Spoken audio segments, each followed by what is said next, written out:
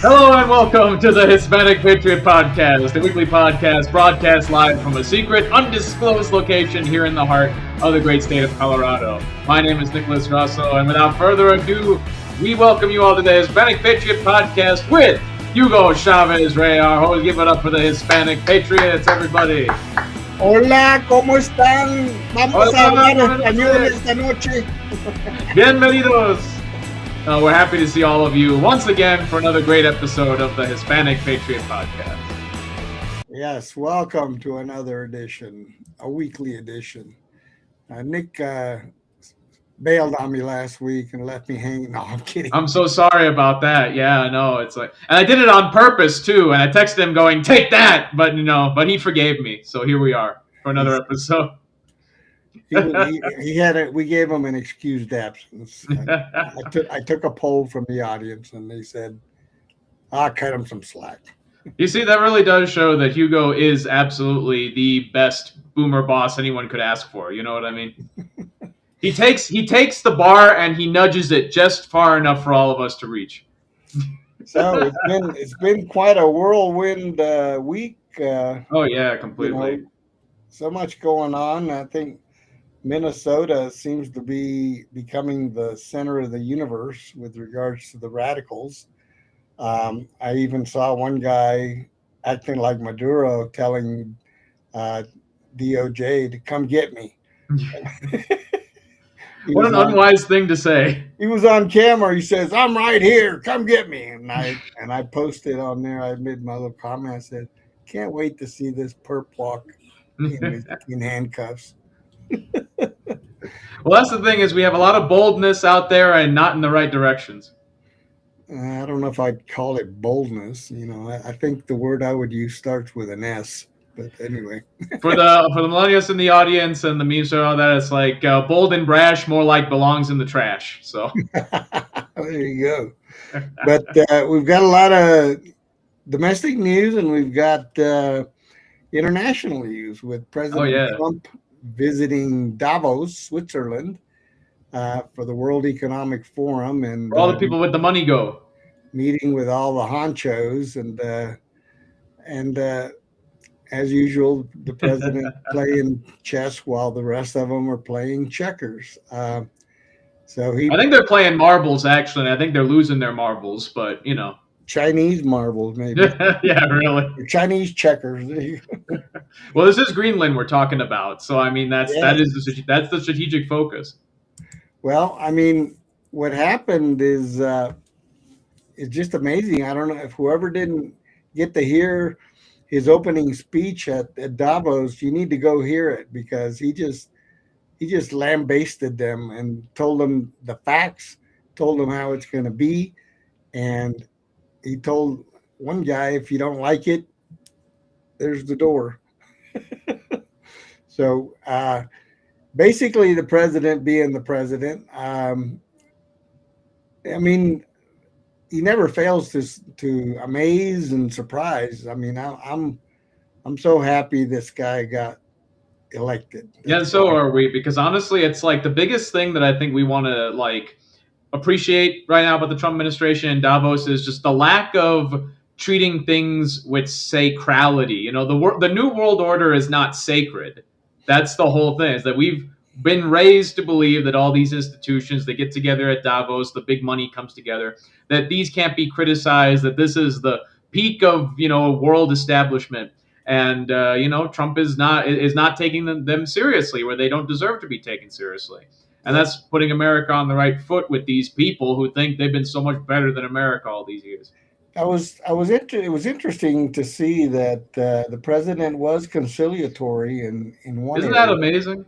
And that was when he said that he would take off using military force as an option to take Greenland. And of course, we know that if he said that, that means he's already got it in the bag in some other way. So I'm getting to understand him more and more as he speaks, because I know that he never goes anywhere without a plan. No, and also another thing that I really noticed is Trump knowing a lot about history. So we're talking about Greenland here. The sort of thing going on with Greenland reminds me very much of another island that America had its sights on and is now as much a state of the United States as any other, which is Hawaii. Hawaii, as many of you know, was its own independent kingdom. It had its own king and a queen for a while. And American business interests and military interests came in, and that's how, America took over Hawaii. The same thing that we were scared also of the Japanese taking over Hawaii. And you can imagine, Japan bombing Pearl Harbor. Now imagine Japan bombing California from Pearl Harbor. That could have happened. So, we're trying to prevent something similar with Greenland, and other powers like Russia or China doing the same thing. Well, anybody with half a brain has knowledge that both China and Russia have their eyes on Greenland, and the president said, "Nope, that's my piece, and you're not taking it." And so the headline that we're going to see first is Trump launches new Gaza Board of Peace at Davos after mocking the allies. That's a very interesting one. So let's listen in on this particular clip, because I think it's kind of interesting. Trump gathered world leaders in Davos today. This was for a signing ceremony for his latest project. It's called the Board of Peace. That's what he calls it. It is supposed to help rebuild Gaza after years of war. 19 countries have put their names on a charter. This charter formalizes the role of the board, but America's closest allies were missing from the ceremony. In fact, it would have been surprising had they attended, because just a day earlier, Trump had mocked all of them. He delivered a speech at the World Economic Forum and insulted and ridiculed countries and their leaders. Our next report has more. Once this board is completely formed, we can do pretty much whatever we want to do. A new global body has been launched in Switzerland today. Not at the United Nations in Geneva, but at the World Economic Forum in Davos. There, U.S. President Donald Trump has unveiled what he calls the Board of Peace. A grand name for an ambitious project. It has started with Gaza. Trump says the board is designed to support the ceasefire there and to oversee the territory's reconstruction. To support this, he has invited several countries to join the board. That list includes allies and partners like India, but Trump says this is only the beginning. He says the Board of Peace could expand beyond Gaza and will work alongside the UN. I think we can spread out to other things as we succeed with Gaza. We're going to be very successful in Gaza, and we can do other things. We can do numerous other things.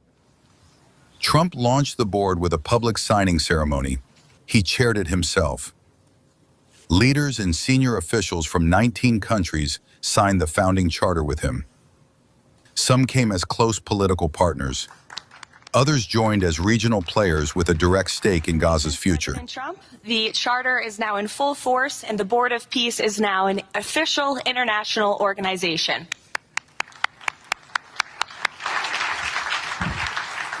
But the ceremony also revealed who wasn't there. Major U.S. allies were conspicuously absent, and Trump's Davos speech a day earlier may explain why. In that address, he mocked allies and partners across the room. He first criticized Denmark while talking about his ambition of acquiring Greenland. After the war, we gave Greenland back to Denmark. How stupid were we to do that? But we did it. But we gave it back. But how ungrateful are they now? Then he mocked French President Emmanuel Macron. He mentioned the sunglasses Macron wore during his own Davos speech. So when I called up Emmanuel Macron, I watched him yesterday with those beautiful sunglasses. What the hell happened? But I watched him sort of be tough. Trump also singled out Canada. He said it benefited from the United States and that it should show more gratitude. Canada gets a lot of freebies from us, by the way. They should be grateful also, but they're not. I watched your Prime Minister yesterday. He wasn't so grateful. But they should be grateful to us. He even targeted Switzerland, the host country, during his remarks, saying it was only good because of the United States. But perhaps his sharpest criticism was reserved for the war in Ukraine. Addressing the conflict between Russia and Ukraine, Trump told the Davos audience that Ukrainian President Volodymyr Zelensky and Russian President Vladimir Putin would be stupid if they did not agree to a peace deal. I believe they're at a point now where they can come together and get a deal done. And if they don't, they're stupid. That goes for both of them. And I know they're not stupid, but if they don't get this done, they are stupid. So I don't want to insult anyone, but you got to get this deal done. So here's the paradox. Trump arrived in Davos with two messages: a new peace board on one hand and public jabs at allies on the other. He wants countries inside his new club, but he also used the Davos stage to ridicule the very allies he's courting. That's brand Trump for you. We're not just foes, but even friends are fair game. The world doesn't fit in boxes, so why should your news? A battlefield. Oh my God. I can't believe. Well, that's what we mean, leadership and direction rather than being told what to do. I mean, this is classic Trump. And of course, the left-wing media is just apoplectic. How dare he insult our allies? How dare he talk like that to world leaders? How dare you criticize your friends? Like, it's funny because these people don't actually have any permanent friends. This is personal and geopolitical for these people. And, the best people that you could criticize are your friends. They'll be the most receptive to it. You built up this good relationship partially for that reason. You tell your friends what they're doing wrong, they can improve, and all of you could be safer as a result, Well, the bottom line is that these so-called leaders from around the world who are pretty much woke for the most part, they've been used to weak presidents like Biden, shall we say. How about Billy Boy, who was busy in the Oval Office doing other things. They had a lot of dirt on him, as you'd say. And of course, the biggest dupe of all, Mr. Obama, who basically said we're going to fundamentally transform America. And who also told Dmitry Medvedev, the interim president for Vladimir Putin, that you let me win my election, and then afterwards you could take as much of Crimea as you want, basically. He didn't say that, but he said, after my election, we'll have more flexibility. And we all know what that meant. Exactly. As a person of Polish descent myself, I'll never let anyone forget that Obama actually canceled a missile defense system based in Poland and Czechoslovakia, Czech Republic rather, and he canceled it on the 70th anniversary to the day of the Russian invasion of Poland during World War II, specifically so it would make Russia happy. So anyone who doesn't understand why Trump says this is Biden and Obama's war, he's not pointing fingers. He's saying who the blame really belongs to. Yeah, President Trump has cut off the financial spigot. He has basically told these despots around the world, no more of our money. You're going to pay your fair share or else. Yeah, and that's the oil markets, because, they're trying to subvert our dollar by trading oil among themselves. And now, with Trump's action against, Maduro, that can't happen anymore. Venezuela was their spigot, and Russia's spending all their oil on the war. So where are they going to get their oil? That's a good question for our enemies. And the clueless don't understand that. That's President Trump at his best. And where would we be had Dumbo been reelected, or not Dumbo, but the second one. His second. Kamala. We never thought we'd have to say that again, but here we are. Can you imagine what we would be doing right now? We'd be saying Kamala a lot, is what we'd be saying, number one. President? I mean, come on, man. Thank God that we had the wherewithal to avoid that disaster. And I believe the hand of God was there because of that. He is. It would have been a disaster. Let's just put it that way. We won't go too far. Yeah. Let's not think about the terrible things that didn't happen. There's Yeah. plenty of terrible things that might happen that we have to worry about. So another successful international trip, and it's looking more and more that Greenland will be a new addition to the United States of America. Thanks. Fun fact, actually, Greenlanders were very happy about United States soldiers being there in 1940 because the soldiers brought with them something very important, which was Sears catalogs. And that's not true. That's actually completely true. That's how Greenland was able to very quickly modernize their living standards after World War II. Was they bought American products? Yeah, they're probably looking to get some Wayfair catalogs now too. Yeah. The more things change, the more they stay the same. Yep. All right, let's move on. So from that news, international, we move to domestic news. And one of the most despicable things that I saw over the weekend, which was the attack on a church in Minneapolis. So let's listen in on this report, to give some groundwork as to what lay the groundwork for what took place. Into a Minnesota church service. Attorney General Pam Bondi now says a prominent civil rights attorney and at least one other person that disrupted services have been arrested. This comes days after protesters entered the city's church in St. Paul during Sunday's service to confront the pastor who works for ICE. The Minnesota-Wisconsin Baptist Convention called what happened an unacceptable trauma. The demonstration is one of a number of protests that have cropped up after an ICE agent shot and killed U.S. citizen Renee Good in Minneapolis. Meanwhile, ICE agents are now targeting Somali migrants in Maine, sparking fear in the state's largest. Let me correct that. ICE agent shot anarchist in an attempt to blockade ICE agents from performance of their duties. Thank you.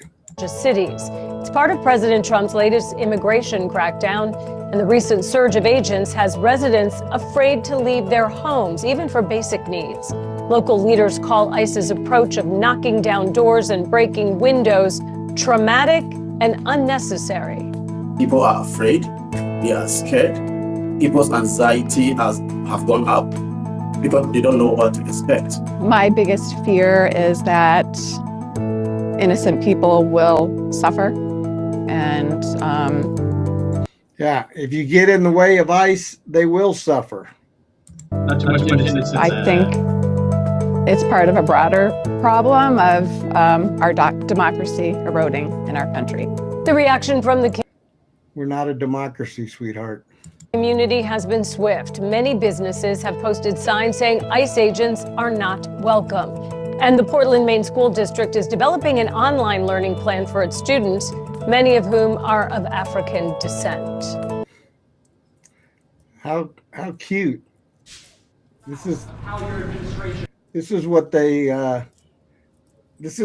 promote, you know. Let's make a mountain out of a molehill and try to make the law enforcement agents the bad guys. That's typical left-wing media for you. So this next story basically is President J.D. Vance, or Vice President J.D. Vance, future President J.D. Vance. And but you know, he was talking about the ICE surge in Minnesota, and what I see here, what I see coming, is the Insurrection Act. I can smell it. It's coming, and it will be long overdue, in my opinion. Is conducting this immigration crackdown here in Minnesota right now? Well, I'm proud of the fact that we're standing behind law enforcement, and I'm proud of the fact that we're enforcing the country's laws. But, you know, you asked a question about this 5-year-old kid. I actually saw this terrible story while I was coming to Minneapolis. We just left Toledo, Ohio this morning for an economic messaging event. And I see this story, And I'm a father of a 5-year-old, actually, a 5-year-old little boy. And I think to myself, oh my God, this is terrible. How did we arrest a 5-year-old? Well, I do a little bit more follow-up research. And what I find is that the 5-year-old was not arrested, that his dad was an illegal alien. And then when they went to arrest his illegal alien father, the father ran. So the story is that ICE detained a 5-year-old. Well, what are they supposed to do? Are they supposed to let a 5-year-old child freeze to death? Are they not supposed to arrest an illegal alien in the United States of America? If the argument is that you can't arrest people who have violated our laws because they have children, then every single parent is going to be completely given immunity from ever being the subject of law enforcement. That doesn't make any sense. No one thinks that makes any sense. Now, you know, there are so many of these cases like that. And that's a perfect explanation of what actually took place. But of course, the left-wing media won't tell you that. Well, they want to deliberately make it, you know, as bad as possible, and that's, you know, frustrating on so many levels. But I don't want to say something about what that, I don't know, I don't want to say Somali immediately, but some kind of Minnesotan African gentleman. He said, we are scared, we have anxiety. What about the anxiety and fear of the American people? You know, what about the fear and anxiety of not being able to afford housing because illegal immigrants have clogged up the market, not being able to get a job and provide for a family? You think that provides just a little bit of anxiety to the average American? You know, that maybe we should quell that anxiety before we worry about the anxiety of people who aren't supposed to be here? Yeah, well, I mean, like I said, the left-wing media is always looking for an angle to try to make law enforcement look bad. And I have yet to hear anybody talk about the 3.5 million people that were deported under Obama. And President Trump right now is hovering around 550,000. But you never heard a peep. Do you remember hearing a peep about all the deportations taking place under Obama? No. Well, but I will say there are many people in our Hispanic community who remember that is the case. I know people who became Republicans under Obama because he was deporting so many people and being an utter hypocrite about it. Yeah, well, but this is just another example of the hypocrisy of the media and how they're going to twist the narrative to fit their own skewed view of ICE law enforcement, which is doing constitutional duties, and all you get is all these paid agitators. Now, let's be real here, okay? Let's stop painting these people as some organic neighborhood people that just jump I mean, it is a business at this point. I mean, it is a business. These people are coming. I have recognized so many people in showing up in Chicago, in Minneapolis, in Portland, and you see the same people. Now, how does that happen? Are they cloning people and putting them in different cities? I mean, come on. These people are paid to be where they are, to disrupt, and they bring in and attract. They're the insiders, if you will, and then you get people that do come out from behind their fences and start acting all tough because you got a couple of jerk-offs, you know, yapping at the ICE and telling them what they're going to do. And well, I mean, this has been the pattern since the French Revolution, though. You know what I mean? It's some people who, you know, point out legitimate grievances and use that because they want to get into power. That's the thing. The Democrats aren't doing this because they have any empathy for Hispanics, have any empathy for illegal immigrants. You know, if they did, then maybe their efforts would be more concerned with, again, the economic side of it, where you know, everything's actually happening. But no, they want power. They want to paint the Democrats as, I mean, the Democrats want to paint the Republicans as bad people. The Republicans are pro-law enforcement, therefore attack the law enforcement. It's really a guilt by association, and I'm tired of it because these are American citizens. Well, they're just enforcing the law that's there. You're never going to convince me that this is not a global movement. This is a global New World Order movement that basically wants to destroy America from within, and they're using dolts that they pay here in the U.S. as well as trained agitators that they plant in all these little key areas and start, you know, these protests. They're not protests, they're riots. They should be arresting people and clearing the streets. And I think if they did more of that, we would see less of this, because the ones who are the sheep, if you will, that are led by these professional agitators would disappear if they didn't have these paid agitators going around from city to city. I firmly believe that. So this guy that I don't know if we have a clip on him, but the guy that was at the church in Minneapolis that they stormed during a service, and then he held his own little press conference.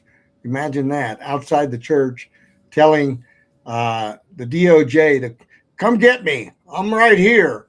Arrest me. Okay. Like I said, I think they've got his name. They've got his face. They will be arresting him pretty soon. You'll be watching him cry when he's in handcuffs. So, and Minnesota seems to be at the epicenter of all of this. And what is it about Minnesota? Well, I can tell you, the Somali population, and this is not a disparaging of those who are good people, okay, that they came here legally, because there are legal Somalian immigrants that settled in Minnesota, but they've been co-opted by the likes of Ilhan Omar and these others, and they're the ones behind all these fraud scandals. So let's take a peek at that little scenario, because that's one of the things that's at the tip of the iceberg funding a lot of this. This Paul Morrow is here, and he's a Fox News contributor and a retired NYPD inspector. This thing feels like it is growing. What did you think about the interview from the jail? Yeah. Can we take it seriously? Here's the thing. Obviously, she has an incentive to say what she's saying. She's looking at 30 years. She's very involved with this. The danger for the people she's talking about, Waltz, Fry, Ellison, and others, is the fact that she can serve as a pointer. Whether we choose to believe her or not, it comes down to, will a grand jury, or ultimately, if it goes to trial, a petit jury, a jury of her peers, 12 people, potentially believing her testimony relative to these other people. But when you have somebody like this that was on the inside, we always called it in intelligence a pointer. She's there to tell you, as you go through a mountain of emails, a mountain of communications, which we know they serve subpoenas to get, those subpoenas for documents, right, including electronic documents. As you ferret through a mountain of stuff, if you have a quote-unquote pointer to say, no, forget about that, look over here, saves you a lot of time. It helps focus the investigation. And sure, they might have to cut a deal so that she has less time in order to testify and all of that, but that's how cases are made. Anybody who's ever seen a mafia movie knows that. It seems like a weak defense. I kept asking, they kept giving, and it's their fault, not mine. Yeah, she's not getting out of it. By the way, 250 million stolen allegedly. About 75 million has been recovered. So there's a lot of money out there that someone has illegally. Now, we got some breaking news, Paul. I want to get to that on a Fox News alert, because moments ago, remember that church incident on Sunday in Minneapolis? The AG Pam Bondi posted this, all right? I'm reading now. Minutes ago, at my direction, HSI and FBI agents executed an arrest in Minnesota. So far, we've arrested okay, we'll come back to that. So far, we have arrested Nikema Levy Armstrong, who allegedly played a key role in organizing the coordinated attack on City's Church in St. Paul, Minnesota. We will share more updates as they become available. Listen loud and clear. We do not tolerate attacks on places of worship, end quote. I want you to react to that, Paul. But on Monday, Tricia McLaughlin was on with Dana and me. And part of her answer said, I think we will be seeing mugshots very soon. She was tipping her hand that arrests were on the way, and this is the first one that's been made. Yeah, and look, there's going to be very, very little that they can do in defense of this, because it's on film, and for once they didn't cover their faces. Now, here is the thing that's going to come out of this. You have her under arrest. Now you're going to get the communications, and this is where it starts to spider web out. You start to see who was talking to who showed up in regard, including Don Lemon. How much did they all know going in? That imports things like... Yeah, that's the clown that needs to be locked up. That guy has overstepped his bounds. He's an idiot to begin with, but this time he really stepped into it. He's in the church. He's on video entering the church. And if they don't arrest him, then something's wrong. conspiracy charges, which can be quite heavy. There's criminal civil rights charges that are implicated in the church incident. This is also because one of the things that we found out about that was that they were targeting them because they were privileged white supremacists. We talked about that earlier in the week. Not only did that come out in the video and that they said something like that in the church, but then after the fact, Lemon talks about exactly that, putting a racial overtone in the whole thing, which potentially could import a hate crime. So this There's was another really thing badly about this, done. the woman that they've just arrested. I talked a little bit about this on the 5 yesterday because Cam Cawthorn, he writes for Fox Digital, and he had a piece about her. So she's been doing professional protesting and organizing for a long time. She gets a lot of grants from different nonprofits, and she's always made more money than she has spent. So like there's a financial incentive for her. There's a business model for these types of things. We've talked about. Check that out. Advisor to Black Lives Matter. That should tell you everything. There's really, since I've been on the network, one of the things that I've tried to sort of bang the gong on that I think a lot of police who do investigations see that the public doesn't see is that there is a job, career protester. And it has developed over the last, let's say, dozen years or so into a very lucrative industry. And you have people who do this for a living, make a ton of money. Yes. They weaponize people who don't know any better. And to use the Leninist term, useful idiots. They're looking for any cause in the world. They get them out of the campuses. They grow those groups and those institutions. And then they pick out people who want to stay in that world, who don't go back to East Cupcake and get a job eventually after college. They stay in that. They become the middle management, and it grows and it grows. It's very much like any other industry. The problem with it is if you dig down deep enough, you find out that there's tax money going into all of this stuff. Yeah. Keep in mind, she said so far, so that would indicate more to come. There's more coming. Thank you. Yep. So, what do they say? Crap flows downhill. Well, I think that the main takeaway from this is that the Democrats used to be able to operate with impunity of the law before, and now we have an administration that is actually willing to, enforce it. And it's like, yeah, as it turns out, you can't just storm churches to get a news story. As it turns out, you're violating people's civil liberties because you're a giant corporation and they're a church. So. Well, my take on this is that these people are emboldened by the fact that more people have not been arrested and charged on all these other previous riots and activities. And so they figure, hey, we can do whatever we want. They're not going to come for us. And I think hopefully AG Pam Bondi has gotten the message from the American people that say, enough talk. It's time to arrest, prosecute, and jail these anarchists, because that's what they are. They are anarchists. Well, yeah, exactly. They have no interest for order. They have no interest for the American society. And a lot of them just want to make money. They want to make money on chaos. I mean, it's easy. And, there's a lot less money to be made in order. But, I think that that's about to be changing. Yeah, well, some of them are like the police officer said, useful idiots. But some of them are really ideologically entrenched into this. They want the destruction of America. They want socialism, Marxism. They want to see America fall. So that's a whole different type of animal. And that's where the president is considering the Insurrection Act, because this is getting out of hand. And if you continue to let it balloon any further, there's going to be some people dying on the streets, in my opinion. Yeah, we don't want that. There are veterans groups that are forming now to help protect ICE. So we're teetering on the verge of a mini civil war, if you like. But I guarantee you, patriots in this country are on the verge of saying enough is enough. And personally, I don't want to see any, confrontations on the street, because I know how it's going to end. And I don't like to see blood. Okay. I don't want to see blood. That's something I think we really want to say here on the Hispanic Patriot podcast really clearly as like a statement for us. Like, we are not accelerationists. We don't believe in civil war. We don't believe in any violent solution to, because honestly, we are, pro-America. We view American, even if they're Democrats, as our brothers and sisters. We want to work with them. We want to educate them. We want to enlighten them. We don't want to hurt them.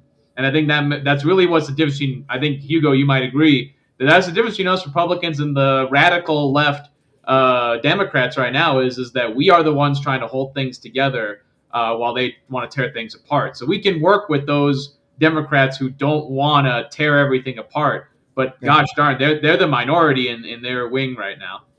Yeah, and the bottom line is that there's a tipping point, if you will. In any type of revolt, revolution, anarchy, there's a tipping point. And at some point, the citizens, the patriots in this country, basically are going to say enough is enough. And that's where I fear we're headed if law enforcement and the DOJ does not start arresting and prosecuting these agitators, because they're the ones at the tip of the iceberg, and they need to be removed from the streets and put behind bars for a very long time. And if you do that, I do believe that you can kill the movement, if you will. This idiot that was in front of the church saying, "Oh, you can arrest me, you can't kill the revolution." Well, yeah. The bottom line is that very few of those types of people, the paid ones, are out there on the streets.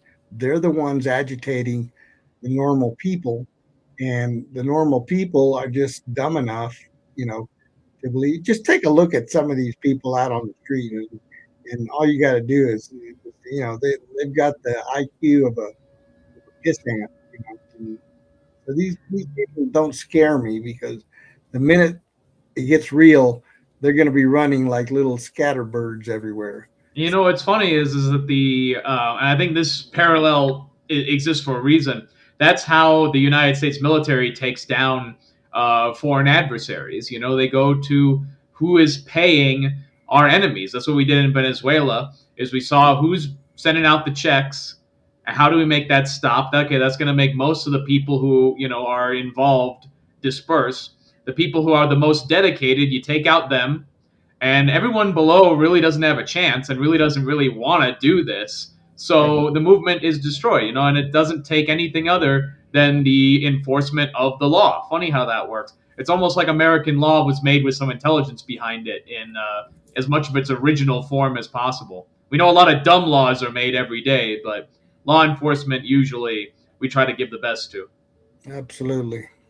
All right, so we'll keep an eye on the developments there in Minnesota, which, again, I say appears to be the epicenter. And who made that? I want to ask you, Hugo, who looked at Somalians and Africans and people from tropical climates in Asia and went, where these people belong? The icy cold Minnesota. That's where the Somalians will be happy. That's where the Africans will be happy. Freezing to death. That is what they will be happy. Who decided that one, I wonder? That is definitely a dilemma for me, because like you said, these people come from very warm climates. Very not Minnesota climates, if you will. and to transplant them into one of the coolers, if you will, in America, I don't know. That just makes no sense. It's like, who decided that Dearborn, Michigan was going to be a place where we're going to dump a whole bunch of Muslims? Like, there's more Muslims in Michigan. Maybe they saw that Michigan starts with an M and they're Muslim, so maybe they thought, okay, maybe that must be. There seems to be no logic behind it at all. Why the, New World Order, the Immigration Office, whoever decides these things.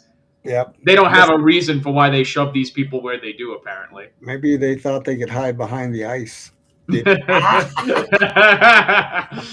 of ice here. No need to send ice here. We got it here. Yep. All right, let's move on to this other story that caught my eye, and that is the the Supreme Court has finally affirmed that political candidates have standing to sue over election laws. And this could get interesting, especially here in Colorado, where we've got so much corruption, if you will. Court just voted to allow a Republican member of Congress to challenge legally a state election law. Now, I'll of course get into the details of this particular case in a moment, but the reason that this Supreme Court decision matters so much is not necessarily because of the details of this particular case with this particular member of Congress. Instead, it's the precedent that it sets. With this ruling from the U.S. Supreme Court, they have decided that a candidate for office does in fact have the legal standing to sue over an election policy that he or she believes is illegal. And the consequences of this ruling, again, will truly be significant, especially if you think back and remember to what happened in the 2020 election, where many of those legal challenges, they were dismissed not because of the merits of the case, but rather due to a lack of standing of the people who brought the case forward. And so today, let's go through the details of this particular case, what the ruling is, as well as what this ruling means for the future of American elections. And of course, if you appreciate content like this, please do smash those like and subscribe buttons so this video can be picked up by the YouTube algorithm and shared with ever more people. Thank you very much. Yeah, smash our like and subscribe button. So to start with, let's rewind the clock back to May of 2022. That was when Republican member of Congress Michael Bost, alongside two other plaintiffs, they were women who were both 2020 and 2024 Republican presidential elector nominees, and they jointly filed the case in federal court. Hey, Illinois is the virtue of elections, don't you know? I know. Against the Illinois State Board of Elections. Their claim was that the Illinois state law, which allowed mail-in ballots postmarked by or before Election Day to be received and counted up to 14 days after Election Day, was illegal. Their claim was that that particular state law, it violated several federal statutes which established a single election day for federal elections. And therefore, it basically diluted the votes. Meaning their claim was that it diluted the votes of those people who voted, quote unquote, legally by Election Day, by having those votes compete with the quote-unquote illegally cast votes, which were received after Election Day. Now, since getting filed in federal court in 2022, the case has been all throughout the system. Within about a year, you had U.S. District Judge John Ness dismiss the case altogether, saying that the plaintiffs in this case, they lack the necessary legal standing to be able to bring the suit forward. Specifically, that judge, he said that both the congressmen as well as the two You gotta love the crooked judges, you know. Presidential elector nominees, they lacked standing as per Article 3 of the U.S. Constitution because they could not show a concrete, particularized injury from that state law. Now, the congressman, he appealed that decision from the U.S. District Court, saying that, among other things, the fact that he had to pay campaign staff salaries for an additional 2 weeks in order to continue counting votes was a concrete injury because of that state law. If Illinois did not allow votes to be counted 14 days after Election Day, then the congressman would not need to have to pay staff for an additional 2 weeks after Election Day. All right. I think that could get very interesting. I'm very interested. As it moves around the country, and there's so many blue states in which these Democrats have been playing these shenanigans, that this might bring a halt to at least that particular tactic. But as we know, nothing really stops the left. If they lose one, they start inventing others. So we'll see how this plays out. And in particular, with the midterms coming up, I saw something, a little snippet about I don't know if it was the president or someone else from the administration telling states that they need to move to paper ballots, one-day voting, and something else I forget. But the push is there. Voter ID push is still going strong. We got to clean up our elections, man. I mean, if we don't, then what are we doing? I mean, it's disgusting because, I mean, you look at some countries in Europe.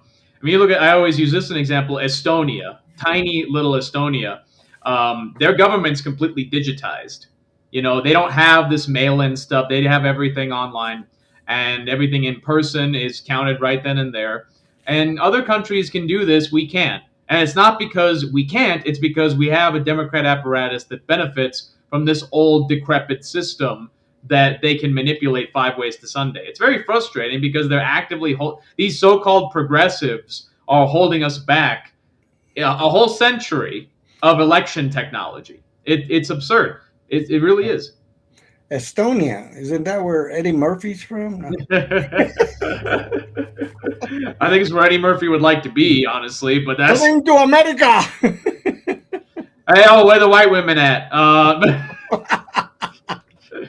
Everyone, man, coming to America and Blazing Saddles. That's when black comedy could actually exist. Now it's not allowed to exist. Actually, I random thought. I had a discussion with a pretty extreme black gentleman friend, and he was saying that very much so that the left hates straight black men more than most other groups of people. And I said, why is that? He said, because we invalidate everything that they say. They said they hate masculinity. We love masculinity. They say we hate when people associate with their group of people and not with the world. Now they say we associate with our people. So it was really interesting to hear that from a group of people that isn't very commonly thought of. You know, when you think of black activists in the Democrat Party, do you usually think of straight black men? No, you think of effeminate black men like Don Lemon. You think of, but then who does the right wing represent with black masculinity? People with like Byron Donalds. Yeah. So, you know, I mean, it really is an interesting tangent there. But I think we Hispanics, we feel very much the same way, honestly. It's like there's no one, you know, after the straight white men, it's the straight every other kind of man. Yeah. So, interesting hierarchy they got. We all know that the left doesn't hate anybody more than Uncle Tom's. That's a shame, too, because, again, no one's read the gosh darn book. Yeah, exactly. But they love referring to it. For literary fans out there, you all know what we're saying. We wish we could devote more time to it, but if you want to see Hispanic Patriot read-along or literature, you know, review, whatever the heck you want, let us know what you want to see in the comments below. And while you're writing a comment to us, why don't you leave us a like? And if you're not subscribed yet, why don't you take a moment to fix that? Subscribe, like, donate, in that order. All right.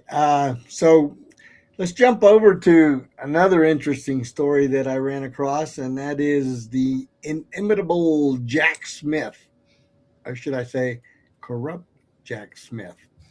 He was grilled in Congress today, and boy, did he squirm. Let's take a peek as to what was actually happening. Jack Smith over his investigation of President Trump, which produced more than 40 criminal charges that have since been dropped. GOP lawmakers accused Smith of How about that? 40 for 40. partisanship, but as Ali Rogan reports, Smith defended his conduct, saying the law required him to act. Do you swear or affirm under penalty of perjury that the testimony you're about to give is the first public hearing for former President I do. Quickly became a sharp partisan debate. And with that, I yield back in disgust of this witness. These guys, my Republican colleagues, are a joke. Even as Smith tried to stay above the political fray. I am not a politician. The joke says Republicans are a joke. And I have no partisan loyalties. As he defended his more than 2-year investigation into President Trump. We followed the facts. We followed the law. Where that led us was to an indictment of an unprecedented criminal scheme to block the peaceful transfer of power. Smith's team charged Trump with conspiring to overturn the 2020 presidential election he lost, culminating in the January 6 Capitol riot. Smith and the Department of Justice dropped the charges after Trump was reelected. A separate case and 40 criminal charges related to classified documents Trump kept at his Mar-a-Lago estate in Florida were dismissed by a federal judge in 2024, who said Smith had been unlawfully appointed. Our investigation developed proof beyond a reasonable doubt that President Trump engaged in criminal activity. If asked whether to prosecute a former president based on the same facts today, I would do so regardless of whether that president was a Democrat or a Republican. Smith's test. Liar, liar, pants on fire. Unbelievable. Well, why would you expect him to tell the truth there, Hugo? If he told the truth, do you know how much of his career he would tear up? You call what he did a career? That's true. Well, and look at the people they had arrayed on the Democrat side. I forget the name of the gray-haired black gentleman, but that is a gentleman I'll never forget because he, I'm fairly certain, was the one who years ago asked a U.S. admiral whether or not Guam would tip over and capsize if we expanded our naval base there. And then we have, what's his name? I don't even remember his name right now. All I remember, the guy who had sex with a Chinese spy. Like that, Swalwell. Yeah, Swalwell. Yeah, exactly. So Swalwell. Swallow well. Well, I'm sure she did, but that's why do you think that she was kept around? But Tish. But seriously, let's not forget the one that said that the slaves that were brought over from Africa left the trail for sharks from West Africa all the way to the east coast of the United States, and that to this day sharks follow ships in those shipping lanes because they're waiting for food to be dropped off. It's like that's, you know what I hate about that? So for any of you who don't know, I actually have a great interest in nautical and naval stuff, naval history and stuff like this. That is true. Sharks would follow any ship, whether it was a slave ship, whether it was a pirate ship, whether it was a normal ship. It was followed by sharks because a ship produces a lot of garbage that's thrown over the side. So animals follow the ships. It has nothing to do. It's not like the animals didn't follow the ships in Roman times because there wasn't African slaves on it. It's just, it's absurd, what these people will twist as historical fact. I don't want to get into it, but also, gator bait, that never existed, folks. I'm sorry to inform you, but gator bait doesn't exist either. A lot of these things never existed. But hurrah, history's not as bad as you think it is. What for once. Encourage folks to keep an eye out on these hearings with Jack Smith because they're going to get comical. They were comical. We saw that right then and there, didn't we? I have never done anything illegal. Ever. I'm just crazy. I'm just a guy. All right. So President Trump visited a Ford auto plant in Dearborn, Michigan, which I was just mentioning that. Interesting. Let's peek in on what took place. Guess what? The visit went very well. People were delighted to see Trump. I love this guy. He's a Russian conservative. Everything took place in a friendly atmosphere. Well, he gave them their job back. Of course it's going to be friendly. Until he appeared, the cunning liberal ferret. Why is he cunning? You'll find out a little later. The president also took a tour of Ford's Rouge complex, where he got into a tense exchange with a worker inside the facility. In video obtained by TMZ, a worker on a floor below Trump can be heard shouting something that included the words, quote, pedophile protector. Apparently, of course, in reference to sex offender Jeffrey Epstein and the delayed, heavily redacted release of the Epstein files. Well, the president is then seen pointing down at the worker, either mouthing or yelling the F word and the word you, and then giving the middle finger. Now, TMZ says the White House communications director sent them a response which reads, quote, a lunatic was wildly screaming expletives in a complete fit of rage, and the president gave an appropriate and unambiguous response. My opinion on Trump's behavior. I support Trump. Yeah, I support. Fuck political correctness. It's fake. Sorry, folks, we didn't anticipate that one. Country, dude. I mean, it's really that bad without this. I love it. And the other part that I saw on Monday night, when the president was attending the national championship game in Miami, they showed him and his family on the big screen right before the national anthem, and there was a huge roar of approval. And you got all these libs posting stuff on Instagram. Well, all I heard was boos. That's the thing, is that I think a lot of, especially my younger generation, we just don't want to get into this like really constantly bending reality to pretend that our side is wonderful and their side sucks, or vice versa. Like, just take it for reality. People like Trump. People like the energy. People like being proud of their country and seeing their president as a symbol that everyone can get behind. So, I hope that we can, go into the future, while actually respecting one another, not in a fake way, but it's just like, can we stop lying about how bad things are? If something's bad, let's be honest about it. The world is bad enough as it is. We don't need to pretend that it's worse. I made that point with history before. I think with contemporary politics, it's the same thing. All right, before people enjoy Trump, how dare they? I wanted to touch base on this very important story, and it has to do with the assassination of Charlie Kirk. So let's tune in on the report from Kash Patel. He has not confessed to authorities. He is not cooperating. But all the people around him are cooperating. We can confirm that his roommate was indeed a boyfriend who is transitioning from male to female, and that he is cooperating with authorities. A Fox News alert. Charlie Kirk's murder suspect refusing to cooperate as the FBI discovers new details about his dark digital footprint before he makes his first court appearance tomorrow.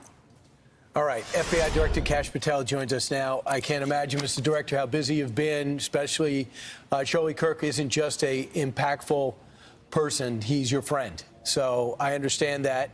But having said that, people are looking to you to find out is how big this investigation is going to be. Can you tell us the latest? Absolutely. It's so good to be with you. And you're right. My personal feelings and relationship with Charlie, I have a job to do for the American people, and I'm committed to do it for President Trump. We flexed all resources the FBI had and surged multiple air assets as soon as this shooting occurred. We were cycling in agents, evidence response technicians, hostage rescue technicians, and special operators in and out of Utah, cycling evidence back and forth on these FBI planes as soon as we could so that there was no delay. And what we did once I got there, along with the deputy on the ground around 5 p.m. local on September 11th, was walk the entire crime scene, including the foots the suspect himself took. And what we learned was there was evidence, DNA evidence that could be collected and had been collected, including a screwdriver that was found on the rooftop.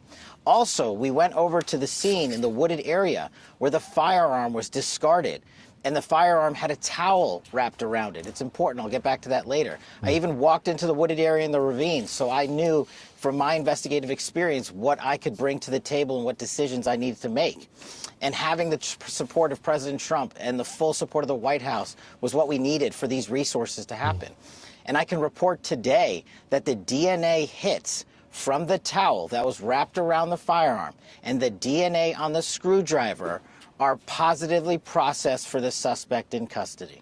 So, Mr. Director, that is vital. That is breaking news and vital information, because now you have the casings for the gun. So you connect the gun. Now you got his DNA on it. That's huge. But I also want to get to another part. I just got to interrupt. Sorry, I just got to interrupt. We have the DNA on the screwdriver that was found on the rooftop and the towel that the firearm was wrapped in. The firearm itself, this is a great point. Thanks for raising it. Yeah, no problem. That is being processed by ATF laboratories in Maryland, and I believe they'll speak to that at a later date when their process is incomplete. But I just want to let you know the FBI handled the screwdriver and the towel found on the scene. That is important clarification, Mr. Director.